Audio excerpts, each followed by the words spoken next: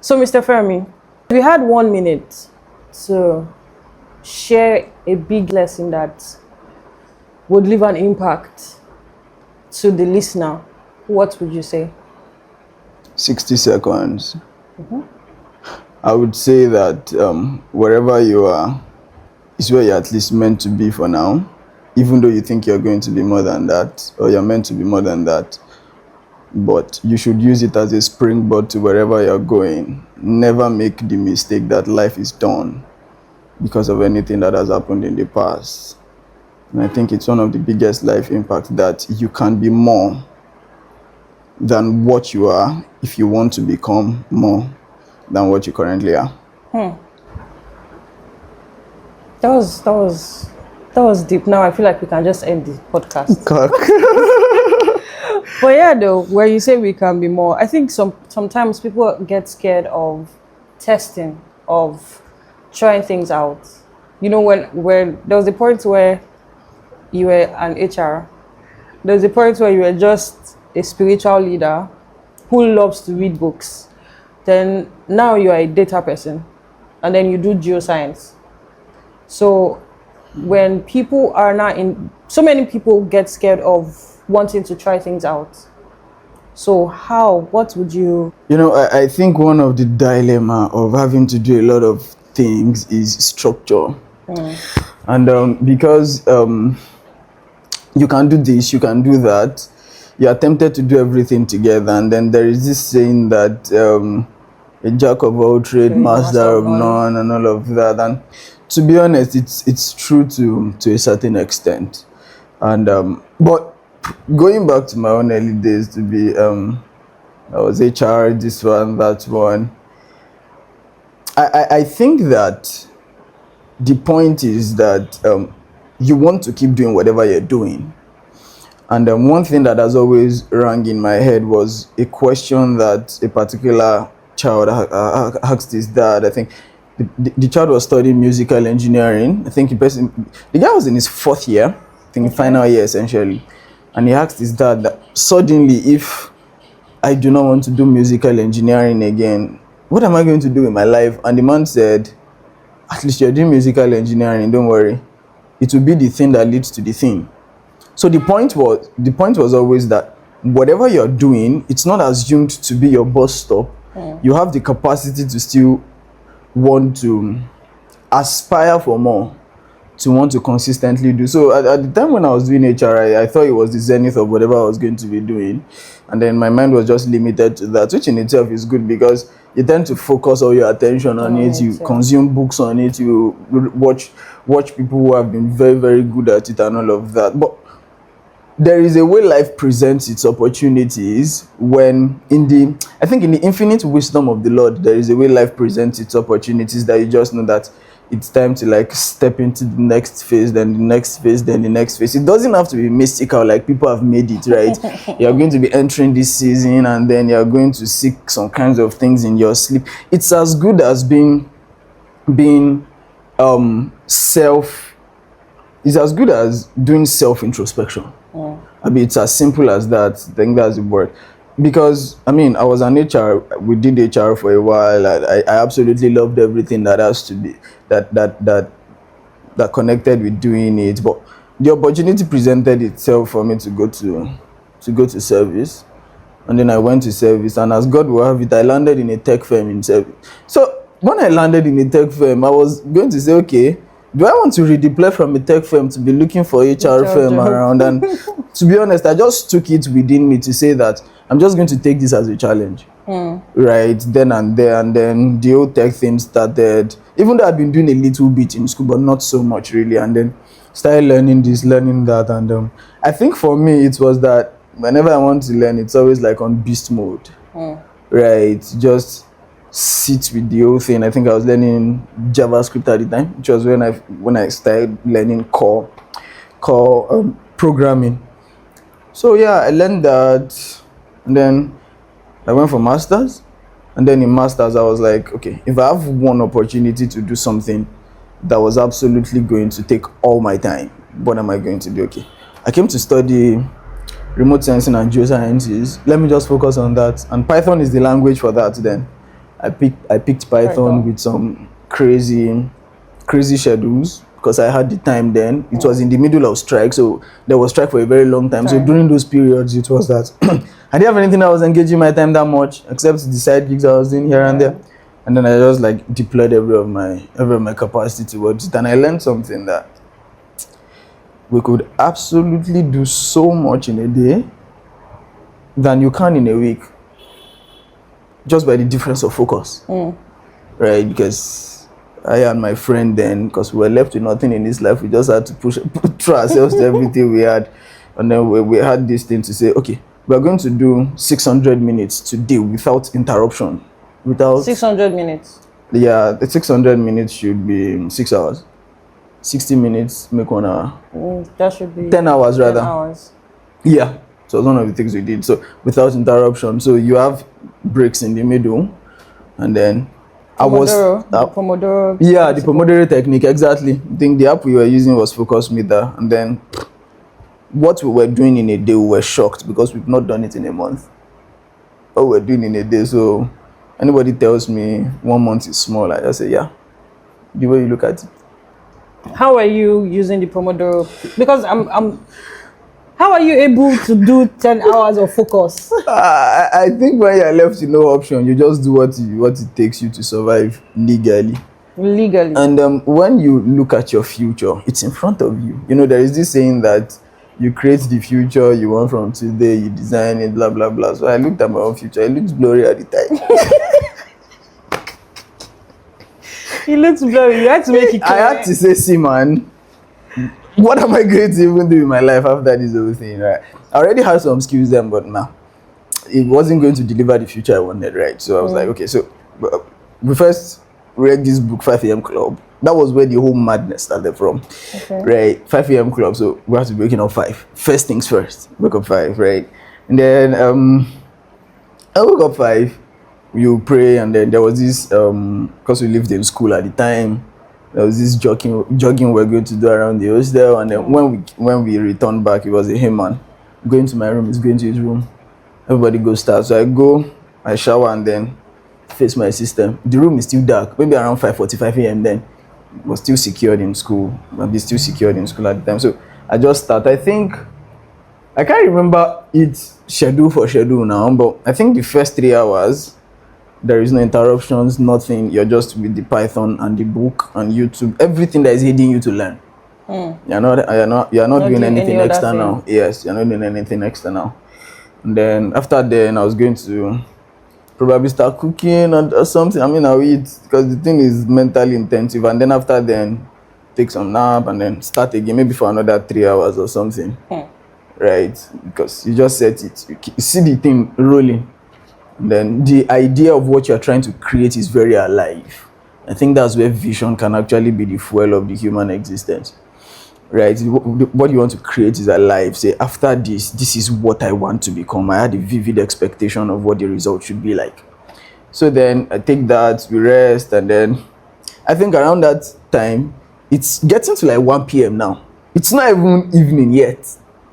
So there is still like a lot of time in front before, let's say, 6 p.m. or 7 p.m. like that.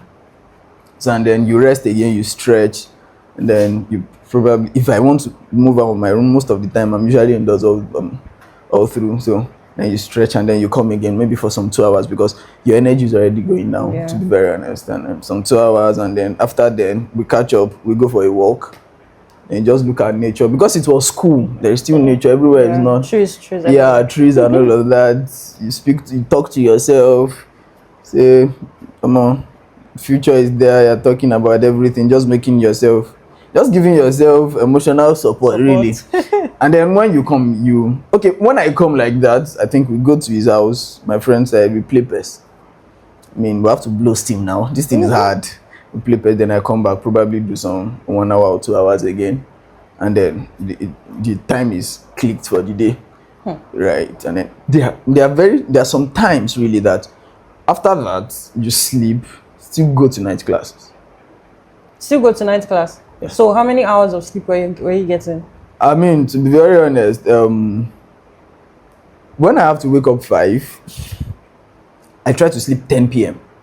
Okay. 10 p.m. through 5. So that's like 7 hours, which is the standard. Yeah. But the days you go to night class, spend about 3 hours or 2 3 hours in night class. That's not full concentration. Because I still whine people in night class, I still laugh and all of that, right? It's not full concentration, but then you just go to relieve some things and all of that, and then you come home, you sleep, when you wake up. So it's not like some long time, but maybe now the hours of sleep is cut. But the thing is, when you're taking a nap, you can take a nap for like 1 hour. Probably if you go to night class, and you still meet the required time, because there's just so much time, because you're not distracted. Yes, like there's just so much that 24 hours can give to you. You can even decide not to sleep 10, you can decide to sleep 12 to 5, which is normal for a normal Lagosian.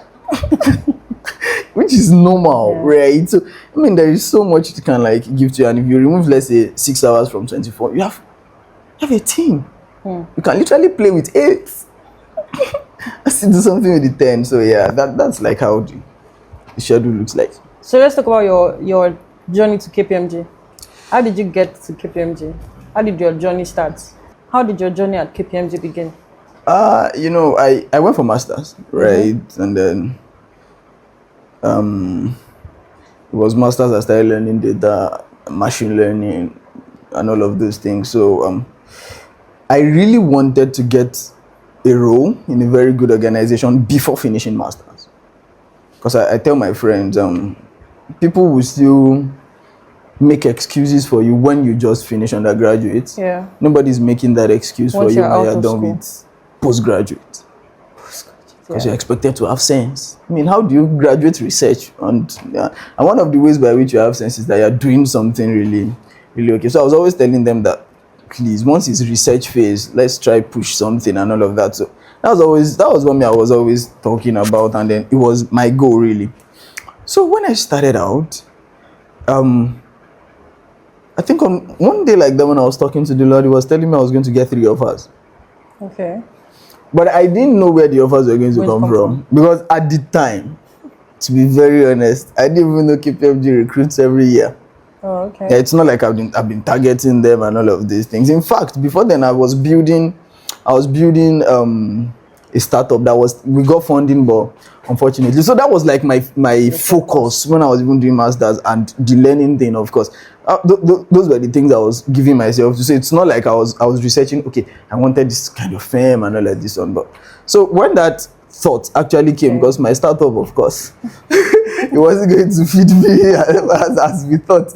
So I had to like re-strategize and say, okay, I'm just going to put in for job offers and all of that, especially graduate trainees and all of that. So I started joining groups and all of that. Then people started talking.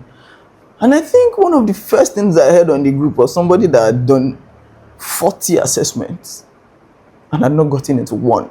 40. Wow. 40. That's 40 rejections. 40 rejections. And the year was not done. Ew. So I was like, I'm just starting. Where do you want to start your rejection from? 40. I won't mention his nickname or name because I know his name, because I still chatted with him. Like, bro, are you holding up? Are you okay? 40, that's a lot. And then one of those days when I was trying to push him, because for me it was numbers game, right? Pushing for this, push for this, push for this. It was just one of those days the Lagos told me I was going to get like 3. I was like, 3? Okay. Let's see. I think I mentioned you, my friend, or something. Or we didn't. I can't remember now. So I applied to quite a number of places, and then KPMG came through. But I got to the final part where I was going to have the final interview. Then I had very cold feet. Because it was KPMG. They had told me how big KPMG was. They had mentioned this. They had mentioned that it was a global firm. Once you enter, it's like, I was like, God. And then, to be very honest, all of us question ourselves the second time, even though you are very capable for the stuff. And then I was like, am I going to get this done? But I had a friend inside of KPMG to say, see, I believe you. If the only problem why you might not enter was you not passing the assessment, but if you pass the assessment, you are going to enter. He told me from day one, and then his words that are playing in my head again. So I was just like, see, and then the point was, as at the time when I wanted to have the last interview, I had 2 offers waiting. I had started with one. With one already. In fact, those ones told me that because I told them I can't be physically present. They said, no problem. I should finish masters first or something and then I can come join them. So they weren't stressing me at all, right? Yeah. The second one was also it was a multinational too. Okay. I was there, was good. But I wanted KPMG and this was the last guy. I see, even in KPMG it doesn't come. But I really wanted KPMG to come because of the training, the culture and all of that, right? So yeah, then I did the last interview. And then when we're finishing the last interview, I asked my interviewer, and the question I asked him was this. I said, if you were me, what advice would you give me? And he said, I would advise myself to keep doing what you're doing. And then I knew I got into KPMG. With the way he answered, to say that, keep doing what you're doing and all of that. So I started packing my bags for KPMG because this is the third one. I mean, the word of the Lord should not fall to the ground. Yeah. Right? So and then KPMG came and then, yeah, that became a very wonderful experience and I had to manage it with masters. But if you were to give anybody who is working in the corporate world maybe a piece of advice on how to continue working in their space, to be more efficient in their space, how would you say that people can be more efficient in the corporate space?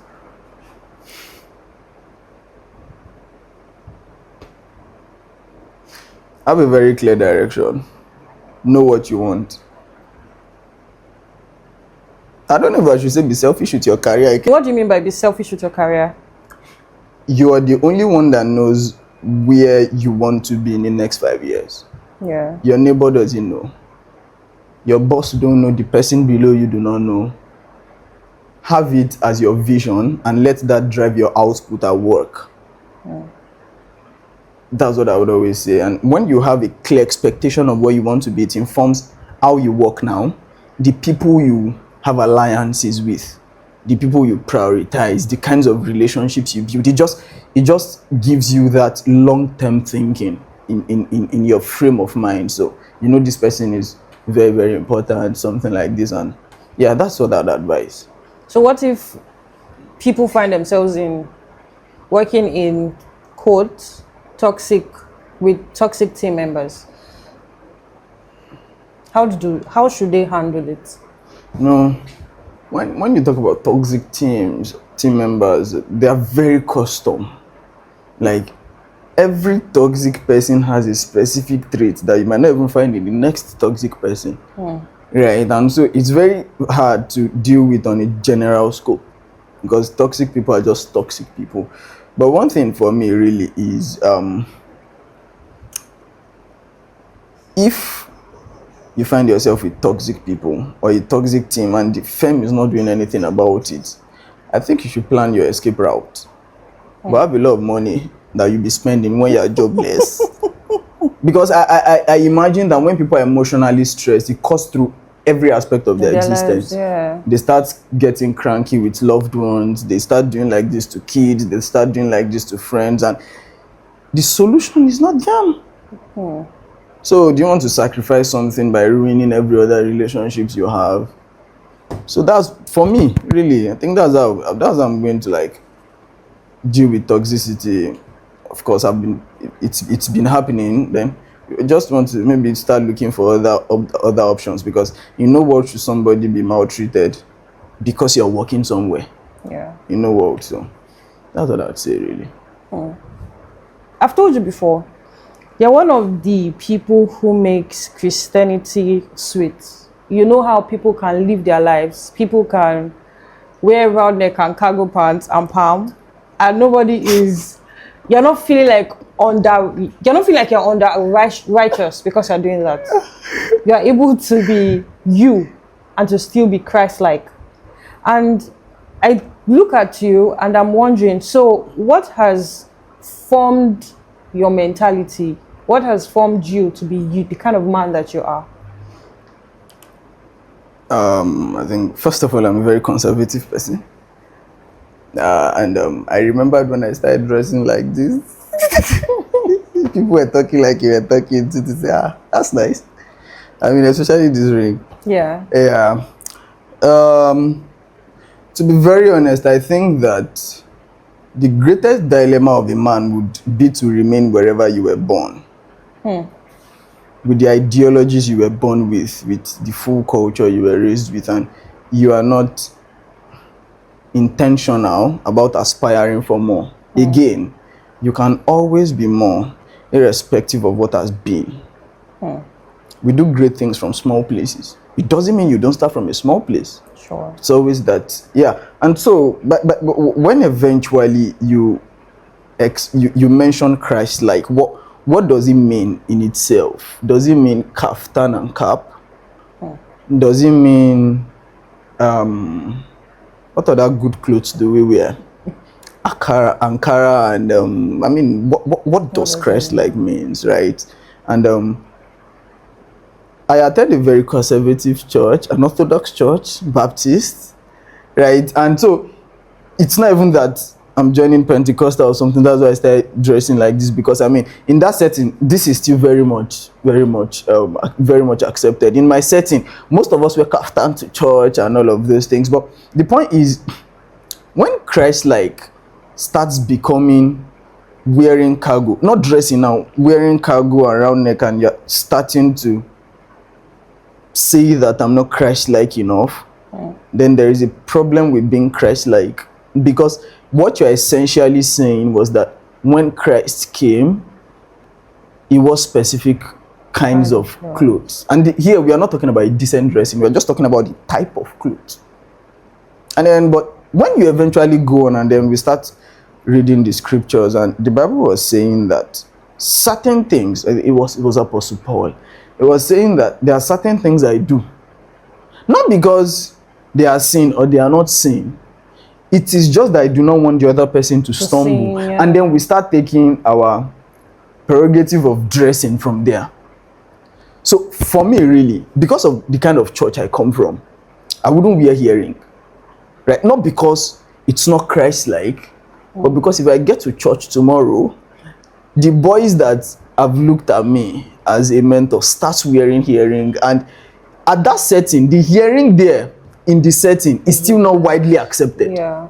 So them wearing earring is not the problem, but the problem was that they learned wearing earrings from me, and they are not going to be wearing earrings for just the fashion part, because what forms the basis of the whole earring in it was like the trouser thing. You are sinning against God when you are wearing trouser. When we were starting out, was and then people started wearing trousers. Oh, suddenly it looks cool. Yeah. And then suddenly, but anyone wearing, there were people also at the time that were wearing trousers to spite their parents, because they have told them never to wear trousers. Now that is where the problem comes in. The problem was never the trouser; it was the motive behind it. It would also be the same as other persons wearing earrings. So the problem has never been me wearing earrings or not, even though it's not like part of my own accessories, but it's about the motive behind it. So again, it boils down to, you are Christ-like. What does it mean? How do you treat you? How do you treat your neighbor? I said, how do you treat you deliberately? How do you treat yourself? How do you treat your neighbors? When Christ was here, what was the preaching of Christ to everybody? Now, when we come to dressing, are you dressing indecently? That's Christ-like, because when you're dressing indecently, you're probably going to cause some other person to fall. Yeah. Right? So those are the questions around dressing and all of this and all of that. And again, for me, it's just to be balanced. Right? There is the Bible says that the Spirit of the Lord bears witness with your spirit, because you're sons of God. I think that if I'm doing something and it's going to be against what the Lord wants, there is that consciousness of saying, do you really want to do this? Do you really want to do this? Right? It doesn't have to be sin.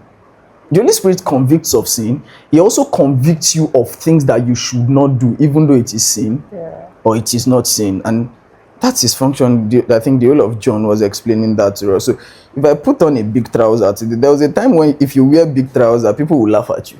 Yeah, but now it's fashion. But now it's fashion. Is it Christ-like? Is it not Christ-like? So I think the question around Christ-like revolves more with you following the real tenets of the scriptures. I mean, what the Lord was speaking to us, all his sermons on the mount, all of those things. I mean, those are the things for me. So if I treat you very bad, then okay, is this guy even Christ-like? If I'm doing something to usurp someone from a position, is this really Christ-like? But come on, round neck, I'll still buy more. And you know, when you were speaking, what comes to mind is the fact that nowadays I think that it's more difficult. It's becoming more difficult to work with Christians than unbelievers. Do you agree? I do not agree. And the reason I do not agree is that the definition of Christianity has to come, and because it is already general, on that basis it becomes very hard. So Michael, the guy that walks on the street, is a Christian because he goes to church. The guy that steals on the street, rather, but his name is Michael, he's a Christian. Bartholomew. You're calling really biblical names. Biblical names, Hebrew names. Whatever he does, he reports to church on a Sunday. Isaiah, Jeremiah, they report to church on a Sunday. But when the apostles saw, when the people saw the disciples of Jesus, they called them little Christ, right? At the church in Antioch, because they were behaving like Christ. So the essence of a Christian, either you mark your Sunday attendance or you do not mark it, is your relationship with the Lord. But I cannot know. Which is why the definition of Christianity has to be broad. There has to be this widely accepted definition of a Christian, right? But if we now come to the point to say that he's behaving like Christ, he's not behaving like Christ, then the dichotomy really becomes very, very wide. To say, okay, this person is acting like Christ. But again, what's the benchmark? Because who is the person that we are using as this that determines who is acting like Christ or not? You get, that's why the whole thing is this. But when you say normally people want to do things with with unbelievers rather than Christians on a very general scope, we can have a discussion on that. To say that many people just go to church and then mask Christianity and religion. I think that's the thing, because most times people would say, one of my sisters, there was a particular team she was working with, and their lead there in that team was supposedly a pastor in her church, right? But you see, that woman who was somewhat a pastor in her church was the terror in her team. So everybody did not like her. Now we see Christians who would be employed in different, don't let me generalize it, because then me too, I'm also a Christian. But somehow it looks like some Christians, let me use the word some Christians, some Christians have now begun to use the canopy of, oh, I'm a Christian. They get into places and then misbehave. They get into places and then forget the place of integrity. They get into places and then forget the place of actually putting in the work, and not just depending on the fact that, yes, grace has made a way for you, but you need to still put in the work to keep the space that grace has made for you. So when people are speaking about how, as Christians, I believe that we should be one of the most excellent people, not because it is ordained, but because we know that we are representing Christ, and Christ is a man of excellence. So we should be one of the most excellent people. Maybe not perfect, but at least excellent in whatever it is that we do.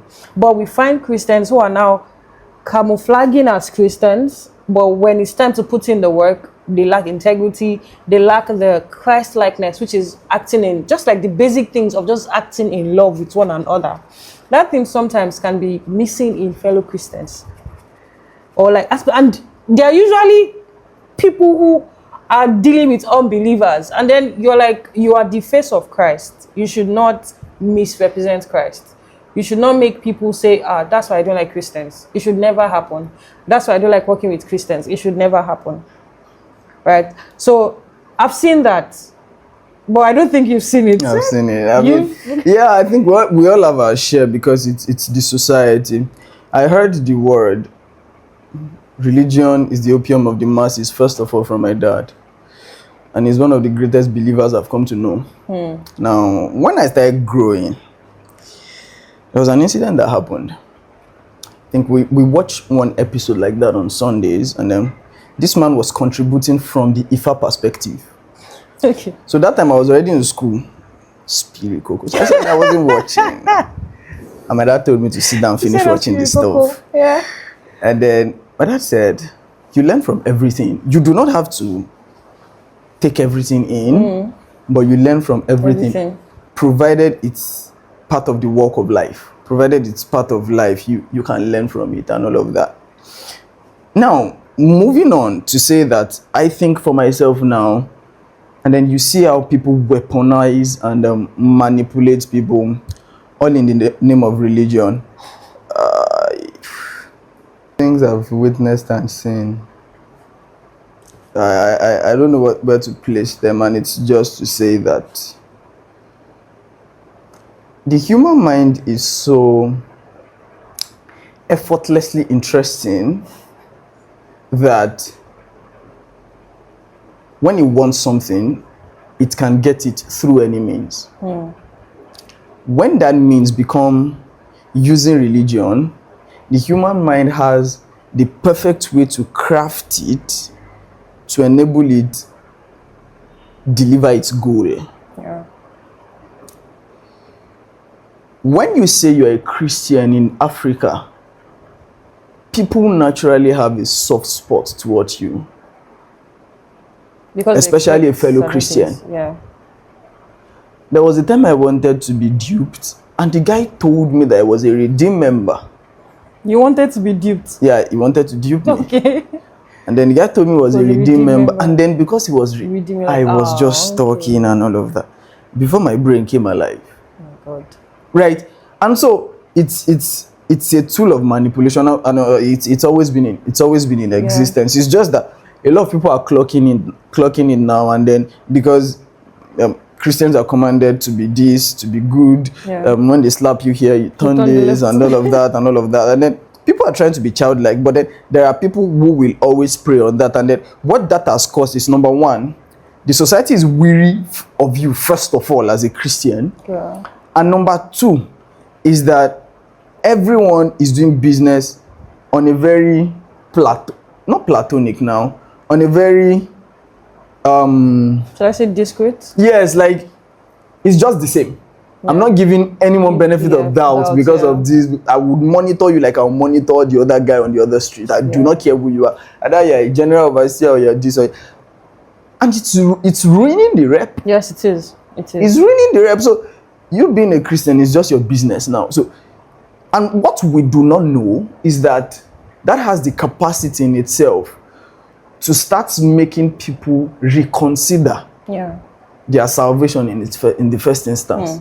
So you're a pastor, you're leading a church of 7,000 members, they catch you that you're fornicating. You're a pastor, you're leading a church of this, you're caught in online scam. You're a pastor, you're getting all of this, or you're doing all of this, people really love you, and at the end of the day, they, for one reason or the other, they just saw that you've been manipulating them. And don't forget, we're discussing how that manipulation is still manipulation when the other person has not clocked that it is manipulation. The moment the other person clocks that it is manipulation, it turns 360 degrees and it becomes resentment towards the person manipulating them. Yeah.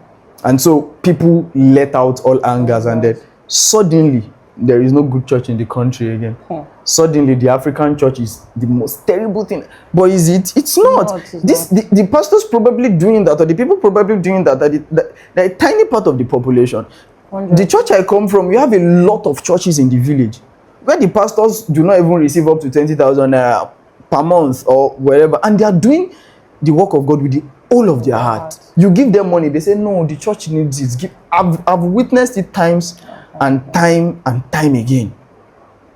But of course, the media is usually fixated on the current thing happening, the one that's going to take the most media coverage and all of that. So I mean, whoever is probably doing that should just, it's just the wrath of the Lord. And people have even got into a place where they believe that there is nothing like the wrath of the Lord again.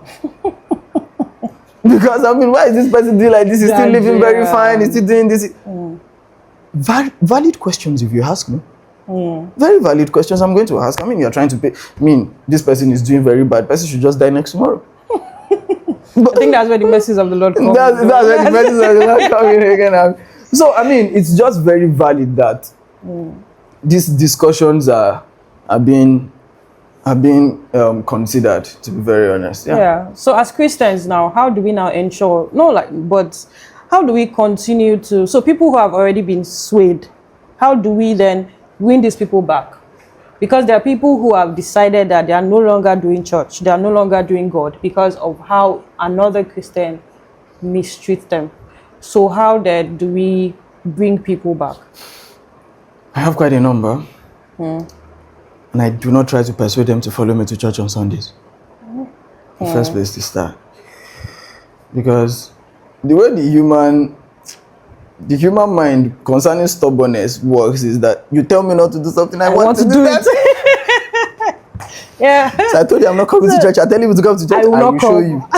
I will show you. Yeah. So first thing, I don't call you on them. Hey, let's go to church. The only people I do that to, they are my friends that I know they go to church, but they are very lazy to go to church on the Sundays. They are like, we are going to church today, something like that. But I mean, we have very, very wonderful discussions. We have questions about the scriptures, and I think for one, I think the first thing is to know your scriptures very well, to know the intentions of the Lord in the scripture.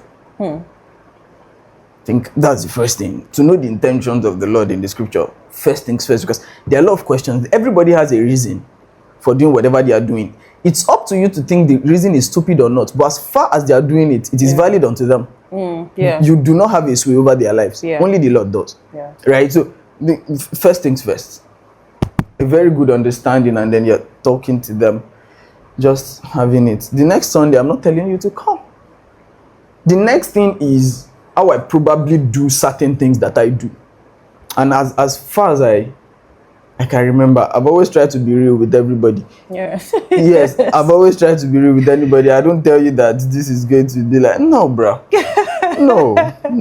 I mean, this thing, for example, a very good example would be that, what is a very good example?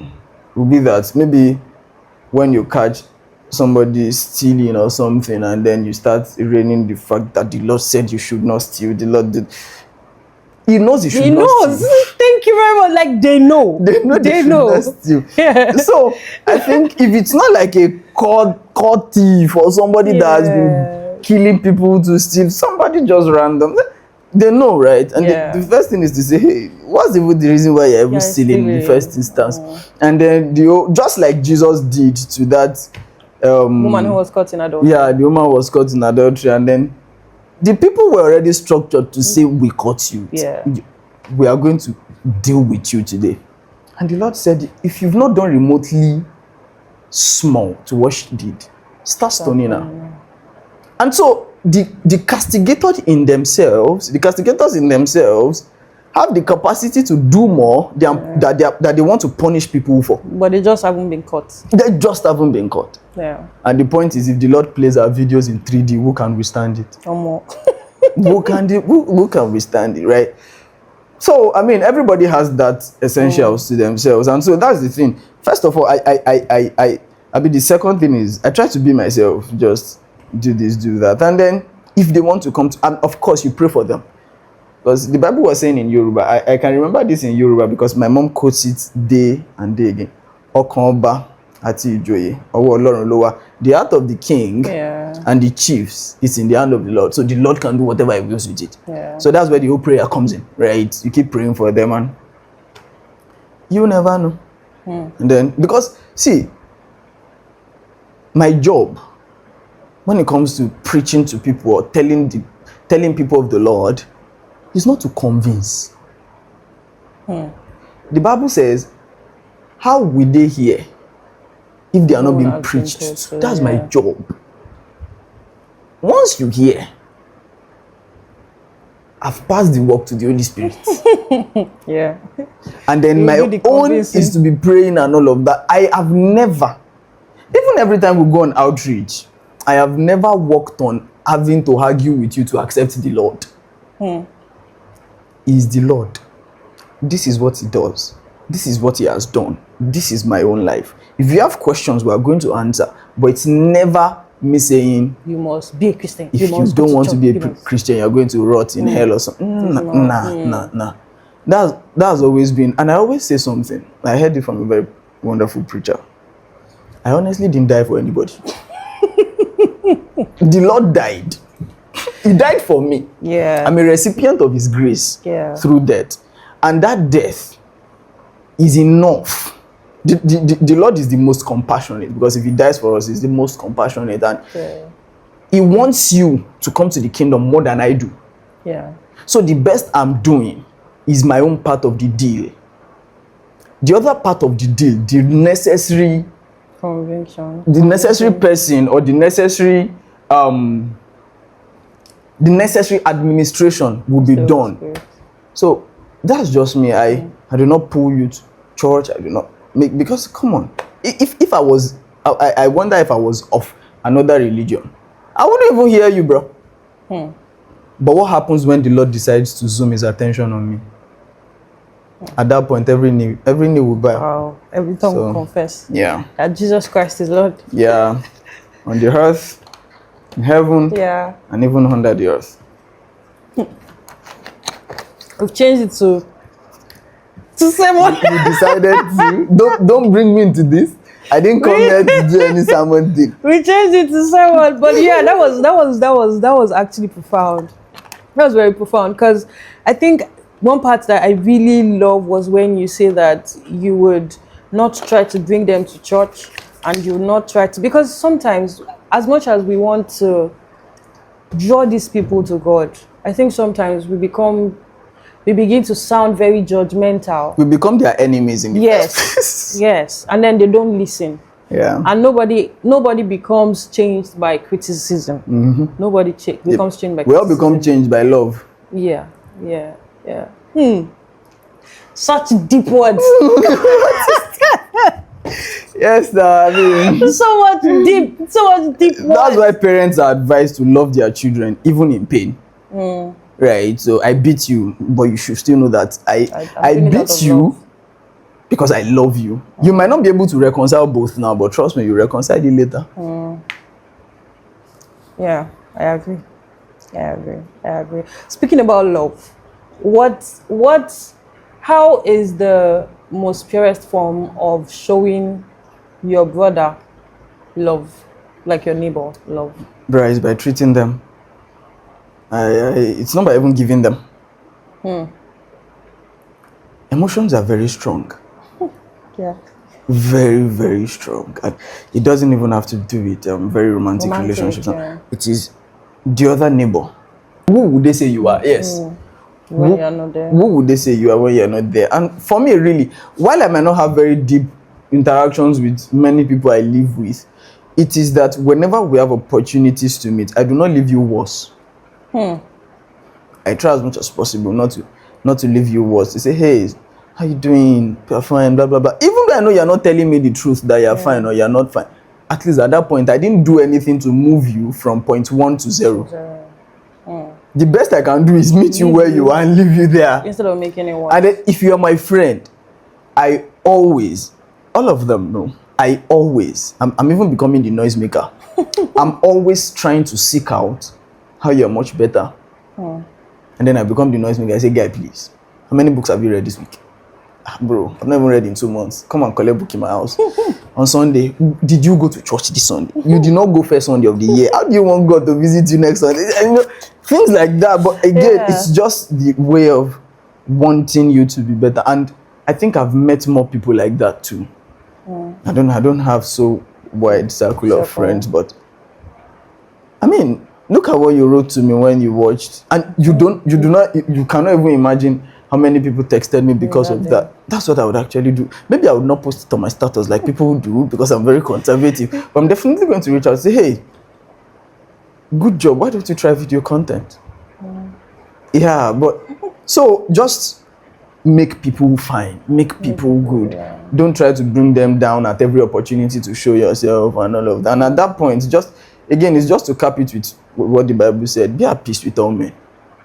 Just be at peace with all men. You do not have to fight everybody. There are people that their relationship with you should not pass this place. There are people that you'd have to take in the room. There are people that you'd have to bring into your life. At the center of everything is that there are all of them. You have to love them. I usually talk about genuinely love people. Genuinely love people. It doesn't have to be that they are very close to you, but just genuinely love them. Really, that's like the least you can do, because everybody's having to battle one thing or the other. And maybe that's not even the reason why you should genuinely love them. You should just love them because the love commands us to love everybody. And he was saying that if you do not love the neighbor that you can see, how much more loving somebody that you heard about that he died? You didn't see him. So you're going to be an hypocrite. Say you love somebody that is in heaven. You've not been to heaven, bro. You've not been there. We all want to be there, but you've not been there. So I mean, love the other person first. Start the demonstration of love there first. So yeah. Thank you so much. That was Thank you so much, Pastor. I'm not a pastor. I don't intend to become one. I don't intend. After pastoring in church for having your fellowship. The Lord has done that. So I don't think I'm not doing that again. But yeah, though, thank you very much. So the question that would have been in my mind was what we started the conversation with. So I have no other question for you. What did we start the conversation with? If you had only 1 minute to... Oh yeah, that. So to cap it up, tell us, if you had to say just one word, okay, one word is too small, 3-letter words to whoever, don't say just do it. If you're going to say 3-letter words to whoever is watching this as your final word, what would you say? 3. Keep at it.